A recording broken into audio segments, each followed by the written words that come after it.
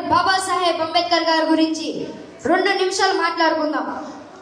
బాబాసాహెబ్ అంబేద్కర్ గారు, భీమ్రావ్ రామ్జీ అంబేద్కర్ గారు ధర్మశాస్త్ర పండితుడు, రాజకీయ నాయకుడు, నవ భారత రాజ్యాంగ నిర్మాత, స్వతంత్రోద్యమ తొలి న్యాయశాఖ మంత్రి, స్వతంత్రోద్యమ దళిత నాయకుడు, వృత్తిరీత్యా న్యాయవాది, ఇండియన్ బౌద్ధుడు, తత్వశాస్త్రవేత్త, యాంథ్రోపాలజిస్ట్, పునరుద్ధరణకర్త, బాల్యంలోనే బాధలకు అవమానాలకు గురై బీదరికాన్ని ఎదుర్కొంటూ స్వయం కృషితో స్వయం ప్రతిభతో భారతదేశంలో కేంద్ర మంత్రి పదవిని అలంకరించిన మహోన్నత వ్యక్తి డాక్టర్ బాబాసాహెబ్ అంబేద్కర్ గారు.